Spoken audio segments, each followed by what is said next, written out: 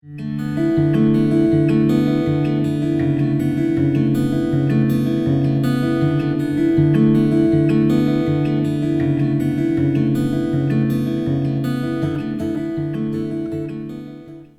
case, heard by the full bench of the Federal Court, looked at unfair dismissal and the question of what constitutes harsh, unfair or unreasonable dismissal.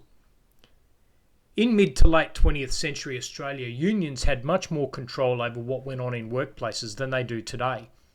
Unions typically ran what was called a closed shop, which meant that employers were not allowed to employ workers who were not union members. If they did so, the union would strike.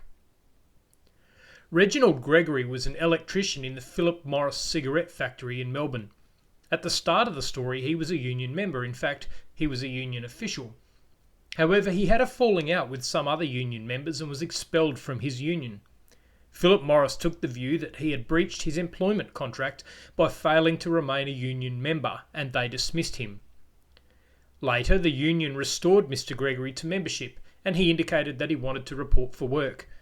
Philip Morris said no, he had been sacked, and that was that.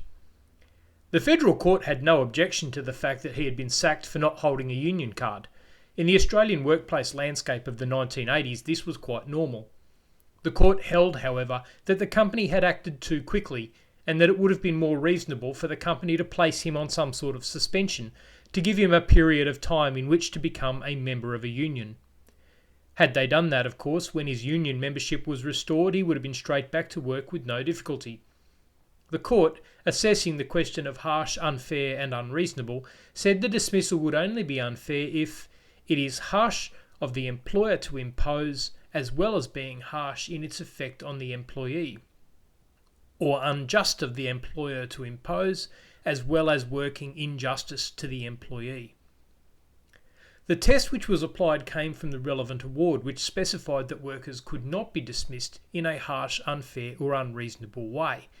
That test, which still applies, has been developed through a series of cases since Gregory and Philip Morris, but this is really where consideration started of what is now quite a fundamental concept of Australian employment law.